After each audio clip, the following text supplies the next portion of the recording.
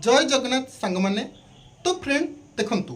Application fees को नहीं बहुत सारा पिला डाउट रही बहुत सारा पिलाकर एमती होती कि अकाउंट पैसा कटि किंतु वेबसाइट रे शो करनी कि पेमेंट होती जदि आपणकर एप्लिकेशन फीस को नहीं किसी भी डाउट रोचे तेज देखु ओ त्रिपल तरफ बहुत बड़ अपडेट आदि आपण मैंने छोट छोट मिस्टेक करें तेबे आपणकर एप्लिकेशन फीस तो जीव आपण फॉर्म रिजेक्ट हम तो कौन रही अपडेट फुल डिटेल्स बतेबी जानापी चाहते वीडियो गोटे थर कंप्लीट देखूँ आड़ कथा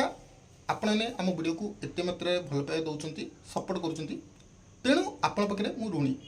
किंतु किसी भाई भौणी मैंने अच्छा जो मैंने कि वीडियो को लाइक करना कि चैनल को सब्सक्राइब करना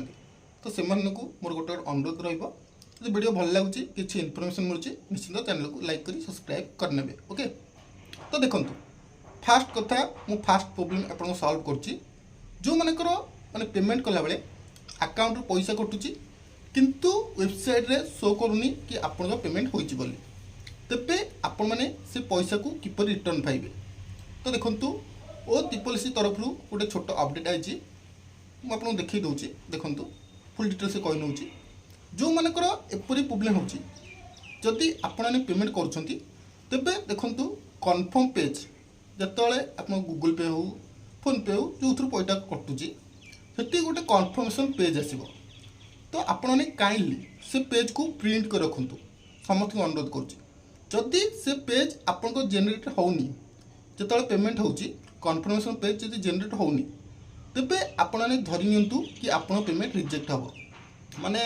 पैसा कटिज किंतु वेबसाइट शो कर आ जो मानकर कन्फर्मेशन पेज प्रिंट हो जाउची माने जेनेट हो जाउची से मानकर पेमेंट हो जिवो आ सक्सेसफुल शो करिवो आ जो मानकर पेमेंट कटि जाइची से माने रिटर्न किपरि पाइबे। तो देखंतु एथरे सिंपली लिखा है कि आपन को कोठी की जिबा दरकार नहीं आपन को मिनिमम 72 आवर वेट करिया अछि जदि 72 आवर भीतर से पैसा आपन अकाउंट को रिटर्न आसुनी सेते तो लिखा है रिटर्न मिल जिवो किंतु मु जाने रिटर्न मिलबनी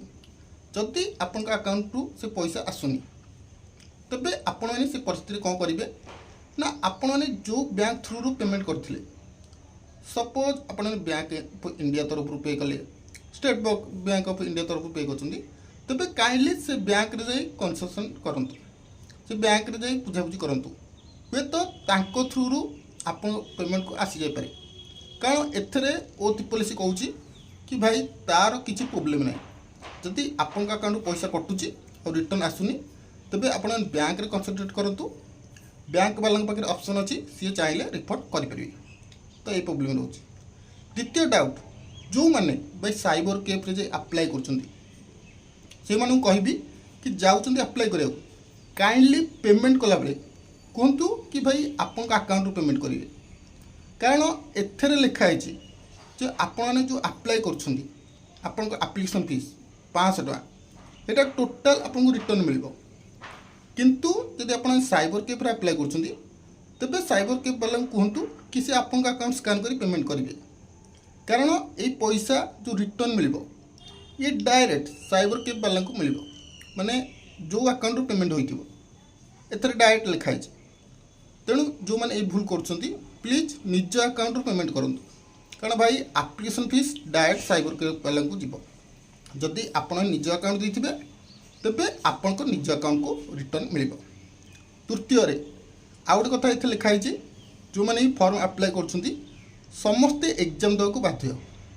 जदि आपण एग्जाम दौना तेबे आपणकर एप्लिकेशन फीस 500 टंका जो रोचे आपन को रिटर्न मिल ना। आउ गोटे लास्ट कही नौ एथरे किसी प्रोब्लेम ना किंतु पिला को भय लगुच कौन ना आपणकर पेमेंट पर सब होगा देखो मोर जमी ग्रीन टिक हो सब ग्रीन टिक होगा किंतु जो आप पीडीएफ देखुं से देखिए एप्लिकेशन फीस जगह 500 टका किसी शो करनी ब्लैंक शो कर तेबे कौन आम फॉर्म रिजेक्ट हो भाई किसी प्रोब्लेम नब ना आपण कहार भी फॉर्म रिजेक्ट हम ना कारण एटी कहार भी शो करनी आपणकर नुह मोर नुह कहार भी नुह